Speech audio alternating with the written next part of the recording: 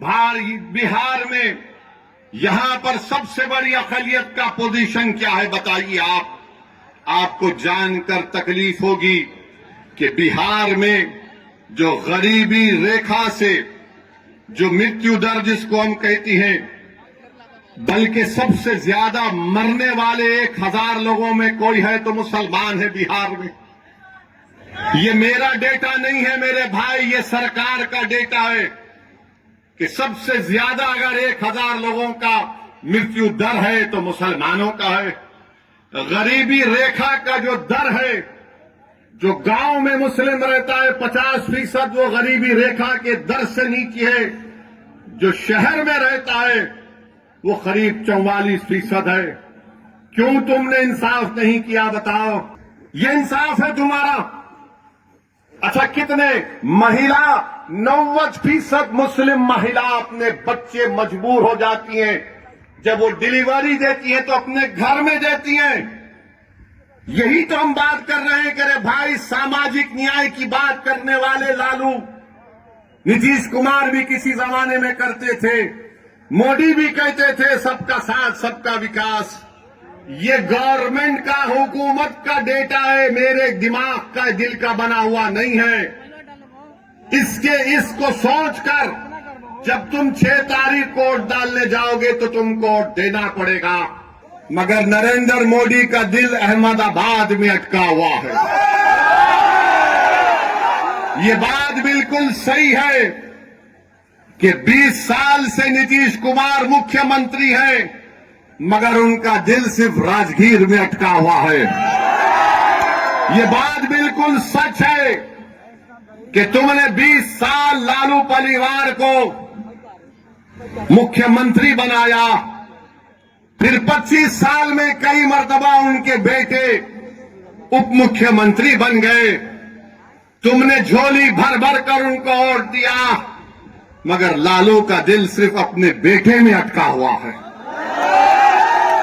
एक प्रधानमंत्री का दिल अहमदाबाद में अटका हुआ है, एक नीतीश कुमार का 20 साल से मुख्यमंत्री है, राजगीर में अटका हुआ है। एक राजद का लालू परिवार है, सिर्फ एक ही अपने बेटे में अटका हुआ है। बताओ कहां विकास होगा? तो विकल्प क्या है? विकल्प MIM पार्टी है। हमने रावण के साथ, चंद्रशेखर आजाद रावण के साथ और स्वामी प्रसाद मौर्य के साथ मिलकर हमने अलायंस किया है। तो हम आपको बताने आए हैं मेरे अजीज दोस्तों और बुजुर्गों कि आप अपने एक वोट का सही इस्तेमाल करिए। रहा सवाल अमित शाह का, जो बार बार दिन रात उनको एक ही चीज नजर आती है, घुसपैठिया घुसपैठिया घुसपैठिया। अरे अगर बिहार में घुसपैठिया है तो शाह साहब आप सो रहे थे? देश के गृह मंत्री आप हैं, BSF तुम्हारे पास है, पूरी हुकूमत तुम्हारे पास है। कैसा कोई बॉर्डर क्रॉस करके बिहार में आ रहा है? मगर अपनी गलती को मानने को तैयार नहीं है। अच्छा, इतना झूठ बोलते हैं। इलेक्शन कमीशन ने SIR किया तो क्या 2 घुसपैठिया निकले? 2 निकले सीमांचल में। बताओ अमित शाह, कितने घुसपैठी निकले बिहार में SIR के बाद? तूने कितने नाम इलेक्शन कमीशन ने निकलवा दिए? कितने घुसपैठी थे बताओ? कुछ नहीं बोल सकते, मगर अमित शाह जनता में आकर बोलते हैं घुसपैठी को निकालना है, नहीं निकालना है। तो हर जनता बोलेगी निकालो, मगर निशाना किधर है? अपनी गलती को मानने को तैयार नहीं है। मेरे अजीज दोस्तों और बुजुर्गों, आपकी क़यादत होना जरूरी है। भारत की जमहूरियत मजबूत होगी, भारत की जमहूरियत मजबूत होगी। आप बताइए, 17% अल्पसंख्यक समाज मुसलमानों की आबादी है और कितने पूरे पार्टी टिकट देते हैं? क्या हाल बना के रख दिया आपने? सिर्फ हमसे वोट ले लेंगे और उसके बाद हमको लाचार और लावारिस करके छोड़ देंगे। तो मैं आपसे अपील करने आया हूं मेरे अजीज दोस्तों और बुजुर्गों, अगर हम इस मुल्क में जमहूरियत को मजबूत करना चाहते हैं तो 6 तारीख के दिन आपसे अपील कर रहे हैं कि आप एक नौजवान को यहां से अपना विधायक बनाकर भिजाइए। आप सब लोग पतंग साहब को वोट देंगे इंशाअल्लाह। अब वादा कर रहे हैं आप,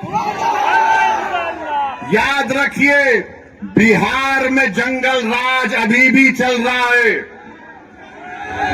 एक जंगल राज था जब लालू के परिवार के लोग मुख्यमंत्री थे, दूसरा जंगल राज मोदी, नीतीश कुमार और फिर तेजस्वी जी कभी कभी शामिल हो गए तो जंगल राज चल रहा है। वो पहला पार्ट 1 था, ये पार्ट 2 चल रहा है। तो दोनों जंगल राज थे जिसमें राज वोट तो ले लिया मगर राज कोई और कर रहा था, गरीब को कोई फायदा नहीं हुआ। अरे बिहार में 4% लोग, 4% बेरोजगारी का तनासुब है, 4% देश से ज्यादा है। बिहार में 28% लोग अपना घर बार छोड़कर देश के कोने कोने में जाते हैं और फिर बिहार में उनके 28% लोग जाने की वजह से करीब 30 से 50% घर मुतासिर होते हैं। नरेंद्र मोदी, नीतीश कुमार, तुमने कौन सा विकास किया बताओ? बोलते हैं 125 यूनिट बिजली के फ्री देंगे। जाकर किसी किसान से पूछो जो ट्यूबवेल से पानी निकाल कर अपनी जमीन पर पानी छोड़ता है, 6-6 घंटे 8-8 घंटे बिजली नहीं आती, 6-6 घंटे।